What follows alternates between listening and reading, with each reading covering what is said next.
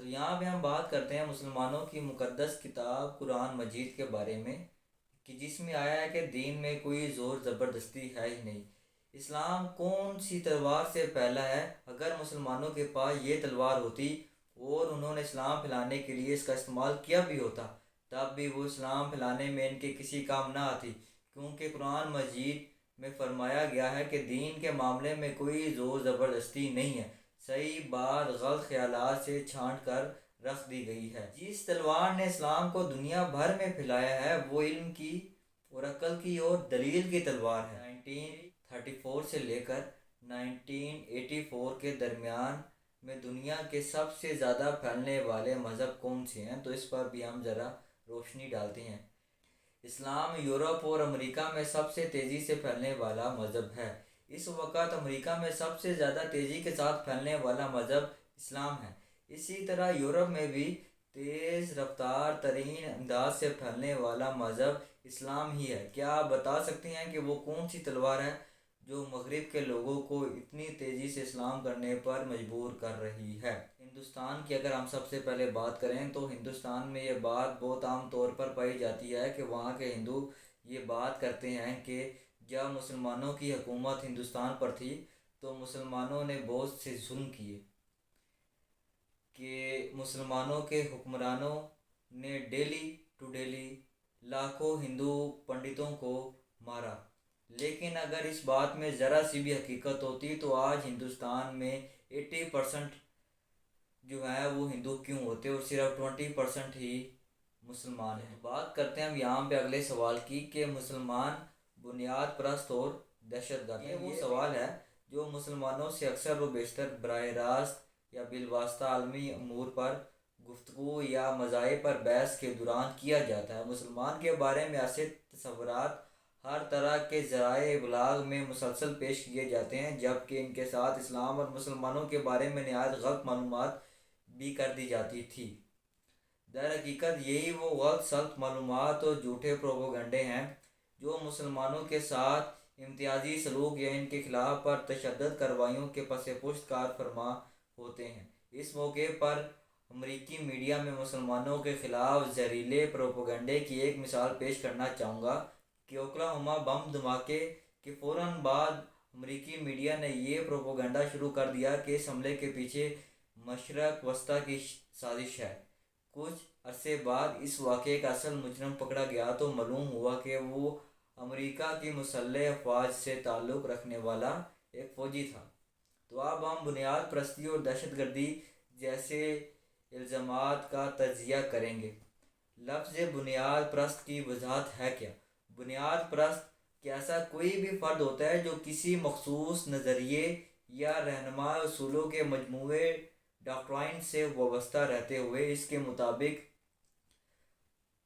جو عمل کرتا ہے۔ مثلا کسی شخص کے اچھا ڈاکٹر ہونے کے لیے ضروری ہے کہ وہ طب یعنی میڈیسن کی بنیادی باتوں سے واقف ہو، ان کا پابند ہو اور ان پر وہ عمل بھی کرتا ہو۔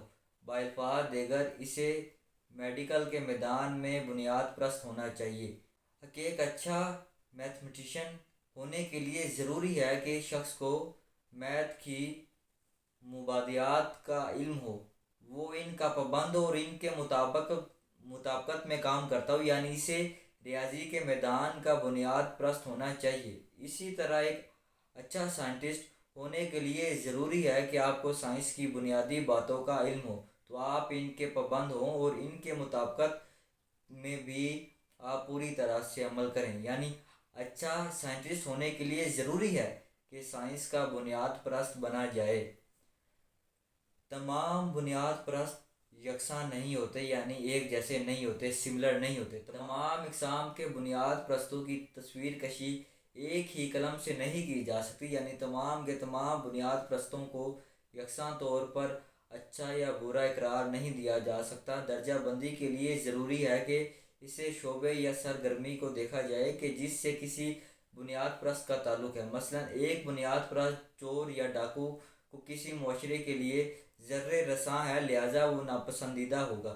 اس کے برعکس ایک بنیاد پرست ڈاکٹر یا سرجن کی ذات سے معاشرے کو فائدہ پہنچتا ہے، لہٰذا اسے معاشرے میں عزت کی نگاہ سے دیکھا جاتا ہے۔ میں جانتا ہوں کہ اسلام کی مبادیات ہی انسانیت اور ساری دنیا کے لیے فائدہ مند ہے۔ اسلام کی بنیادی باتوں میں سے کوئی ایک بات بھی ایسی نہیں ہے جو مجموعی طور پر پوری انسانیت کے مفاد کے خلاف ہو۔ بہت سے لوگ اسلام کے بارے میں غلط فہمیوں کا شکار ہیں اور یہ سمجھتے ہیں کہ اسلام کی کئی تعلیمات غیر منصفانہ اور غیر معقول ہیں۔ اس کی وجہ اسلام کے بارے میں ان کی ناکافی اور غلط معلومات ہے کہ اگر وہ اسلامی تعلیمات کا کھلے ذہن سے تنقیدی تجزیہ کیا جائے تو اس حقیقت سے فرار ممکن ہی نہیں رہتا کہ اسلام در حقیقت اجتماعی و انفرادی دونوں اعتبار سے انسانیت کے لیے فائدہ مند ہے۔ ڈکشنری کے مطابق بنیاد پرستی فنڈامنٹلزم ایک ایسی تحریک تھی جو کہ امریکہ کے پروٹسٹنٹ عیسائیوں نے 20ویں صدی کی ابتدائی برسوں میں شروع کی تھی۔ یہ تحریک اصل میں جدیدیت پرستی کا رد عمل تھی جس میں انجیل کی سچائی کو بنیاد بنایا گیا تھا۔ عیسائی بنیاد پرستوں کی اس تحریک میں یہ زور دیا گیا تھا کہ انجیل کے احکامات صرف عقیدے اور اخلاقیات سے وابستہ معاملات ہی میں نہیں ہیں بلکہ تاریخ ریکارڈ کے ضمن میں بھی بالکل صحیح تسلیم کیے جائیں۔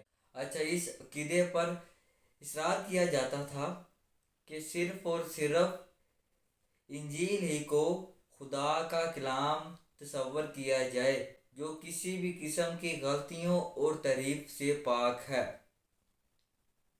آکسفورڈ ڈکشنری کے مطابق بنیاد پرستی سے مراد کسی بھی مذہب خصوصاً اسلام کی بنیادی یا قدیمی تعلیمات پر سختی سے کاربند رہنا ہے۔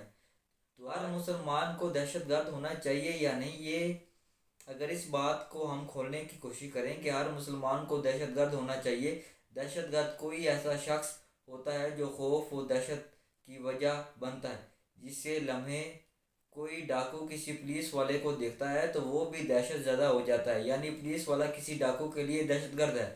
اسی طرح ہر مسلمان کو بھی معاشرے کے بڑے عناصر کے لیے ایک دہشت گرد ہونا چاہیے، خواہ وہ چور ہوں، ڈاکو ہوں یا بدکار۔ جب بھی ایسا کوئی برا شخص کسی مسلمان کو دیکھے تو اسے دہشت زدہ ہونا چاہیے۔ یہ سچ ہے کہ لفظ دہشت گرد سے مراد وہ شخص لیا جاتا ہے جو عام لوگوں میں خوف، ہراس اور دہشت پھیلانے کا باعث ہو، لیکن ایک سچے مسلمان کے لیے ضروری ہے کہ وہ صرف مخصوص لوگوں کے لیے ہی دہشت گرد ہو، یعنی ان لوگوں کے لیے جو معاشرے میں بری چیزوں کو پھیلاتے ہیں، جبکہ وہ کہ عام لوگوں کے لیے دہشت کی وجہ نہ بنے۔ بلکہ یہ کہنا زیادہ صحیح ہوگا کہ ایک سچے مسلمان کو عام اور معصوم لوگوں کے لیے امن اور آشتی کا ذریعہ ہونا چاہیے۔